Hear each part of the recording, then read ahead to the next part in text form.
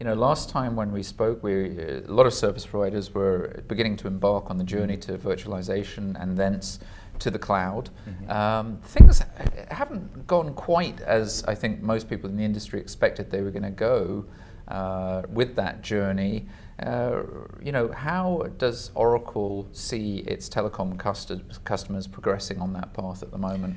Well, Steve, they're struggling. I think I think we all entered this knowing that we were going to be in a learning mode for sure. We all took this step to virtualizing our legacy products, if you want to call it that. Then it was like, okay, we need to go to more of a a VNF construct. So it's go past virtualization and go into virtual network function management. Right. So we have the VNF managers we've all built, and we've got on the OpenStack path, and so we've all made a lot of progress on that to maturity there.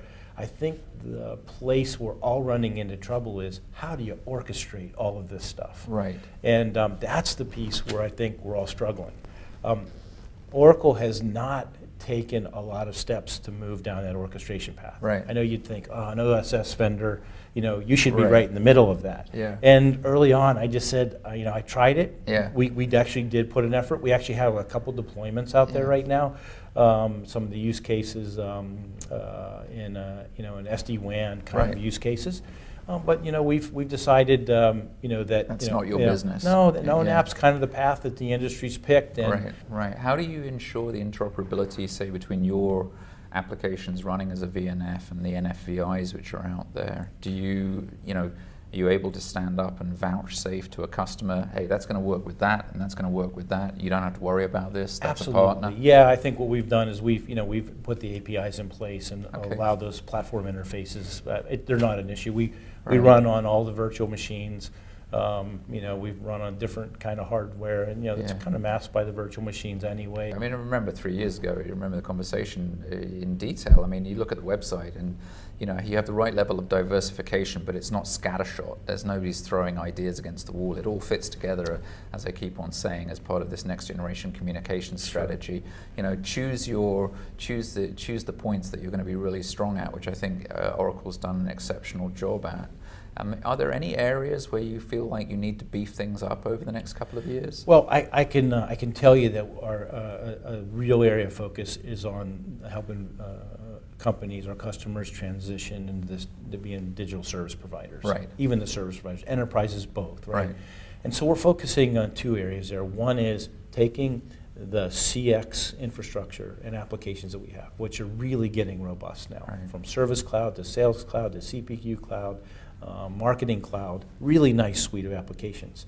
Taking those to the service providers who are in the midst of having to kind of look at a CRM replacement, so a Siebel replacement with CX, and then I've been the BSS OSS tied to their Siebel infrastructure, and I'm moving my BSS OS to the cloud. So we have this CX OSS BSS in the cloud kind of transformation that's happening. And I think that's an area we're probably uniquely positioned there. I don't think there's another vendor out there in the cloud software world that can do those things now.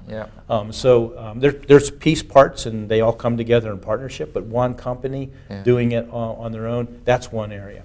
Another area that's kind of interesting, this is on the network side, is SD-WAN. So, there's we're in the telco closet in the enterprises right now with the SBC, and putting some software in there to help them with quality of service on their data side, and I just think it's an opportunity for us. So, so definitely. Well, certainly another one of these opportunities where people are going to be outsourcing a lot of virtualized service to other people and not having to worry about it themselves. It's also, interestingly, an area where on the SD-WAN side, you've got a form of virtualization where open source has actually paid off. I mean, it has worked. We've got open source SD-WAN solutions, and they work together.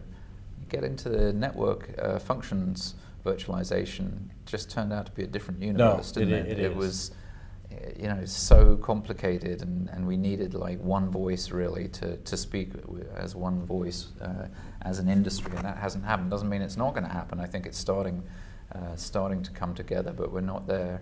We're not there yet. I mean, it's been, it must have been an exciting time, put it that way, for you over the last 3 years. I mean, I know talking to service providers, they've had to be very nimble in terms of changing strategy and working out how they're going to monetize their networks and make sure that they do that while still maintaining reliability and QoS and things like that.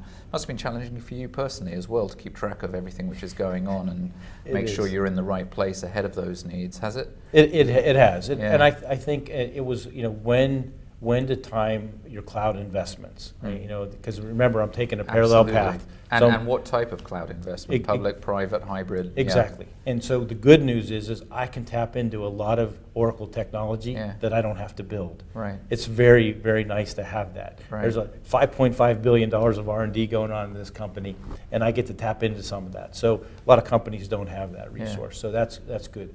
The second thing is we have there's a period of time, I think, where you have to choose where you're putting the investments in timing the market. So are customers willing to put certain functions in the cloud?